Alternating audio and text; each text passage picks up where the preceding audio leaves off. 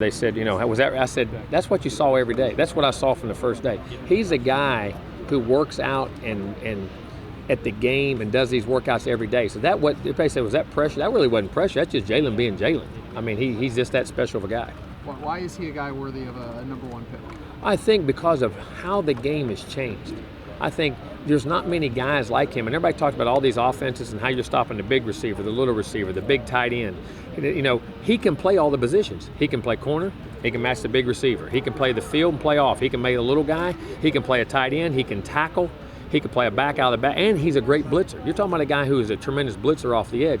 And the way the game is played now on defense, you can't find enough of those guys. Jimbo, speaking of the game-changing PATs, kickoffs in the NFL, do you get a sense that the value of a kicker is changing with Roberto? Oh, no doubt. I mean, the consistency level and the guys, I mean, that's what I say. Those guys watching him kick today, I mean, a lot of guys, that's one of the best ones they've seen in a long time. But we've known that. But I think, you're showing now that a PAT now is a 33-yard field goal. And those guys, the consistency level of those guys is going through the roof. And in his kickoffs, I mean, he's going to be invaluable. It's unusual to see a kicker be considered draftable, but obviously he is. What makes him special? First of all, consistency. You go back in his career, I mean, he's as accurate a kicker as ever been in college football. He would have broke every scoring record. If he stays one more year, he'd have broke every scoring record in college football.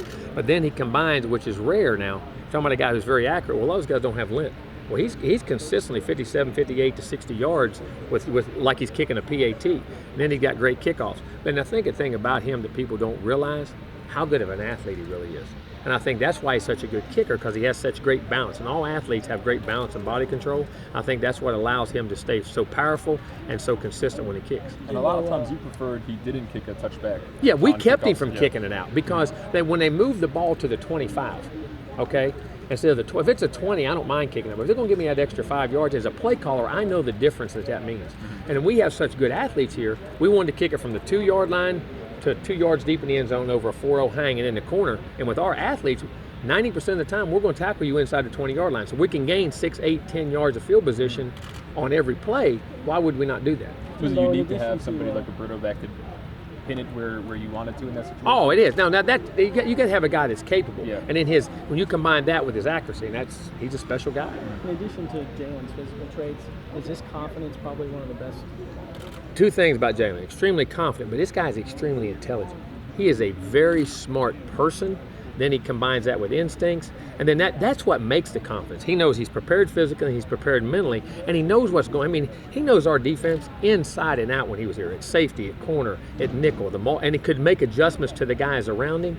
And then when you combine that, I mean, it makes it invaluable. Are there a lot of guys that can do that? I mean, no, there's not. There's not guys like there's very few guys that have the capabilities of being the multiple position guys that combine the skill level to do it with the physicality to absorb it and put it on you, and not many guys can do that. We don't know how it's going to play out, but the possibility of having back-to-back number one overall picks, what does it say about the program? Well, first of all, that we're evaluating the right guys, but two is that we're doing the things internally to help these guys develop, and they're buying into it. I mean, it's still at the end of the day, we're providing, but the kids have to do it themselves. It's all good. The credit goes to the players, but that we have the right program and asking them to do the right things. If you do this with your great work ethic, this is what you're capable of. Was there a point during Jaylen's career where you watched him and you thought, that could be a number one overall pick?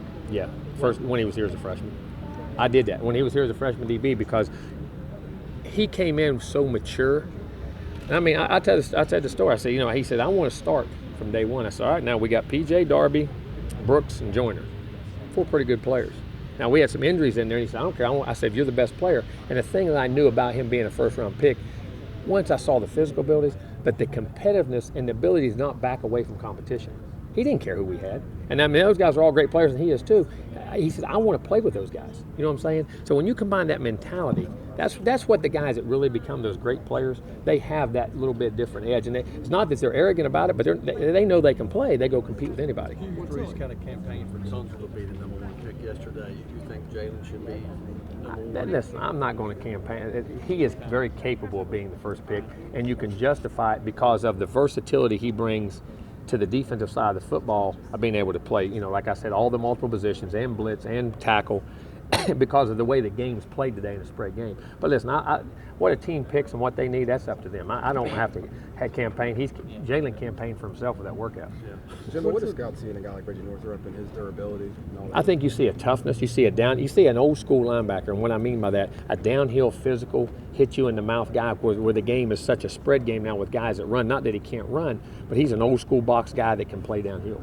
What's it like to see a guy like JV and Elliott come in here and really turn heads? And That was really fun to watch Jaylen. I mean, because as I told some of the coaches the story about him, we award him the scholarship, and halfway through he becomes a starter. He makes a pick on his second or third play in the game, and then this guy was a significant player for us the rest of the year. It's just great to see that, and like I say, that's what dreams are made of.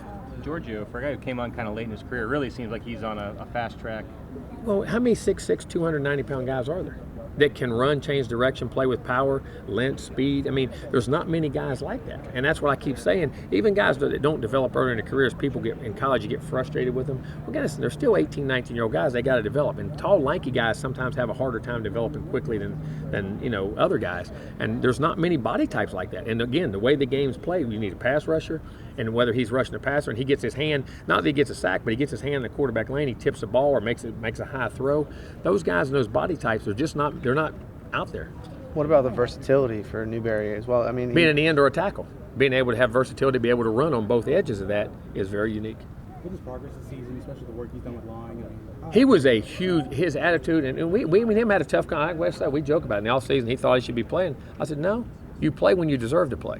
When you've earned the right to play. And he bought into it, and he changed everything, and he came on, and he was a huge reason we were so successful on defense this year. So you're talking about Greg Dent. You're glad to see him. Oh, I was so happy to Greg. And that was, again, such a tragedy. As I said before, I thought Greg would have been a first, second round draft. He was the MVP of that 2013 team in spring. We couldn't cover him with all those real good guys. And it's just great to see him persevere and still fight and have a chance to go out there, because I thought Greg was a great guy. To have all the former players come back and all the current guys come out, just what does that say about this university? Well, that hopefully that we care about them, that we as an organization, we as a program, we're a football family, and that just because you leave here, you're never not part of this family. We always love, care, and believe in all of them, and it's great to see them come back and support that, and that's what family members do. And people don't understand how tight you get when you get to coach guys and spend time, and you get high character quality guys. It just makes for a unique atmosphere, and today kind of call it, brings that to the forefront, and you get to see it, you get to feel it, and it's great. Jim, besides what Jaylen can do on defense, what can he do as a returner? I mean, tremendous. I mean, he has great anticipation, he has great eye skills, and then he can run through those arm tackles. A guy hitting, kickoffs and the things he can do when he hit those things full speed, and then he can run through those arm tackles, and he's a threat to break it every time.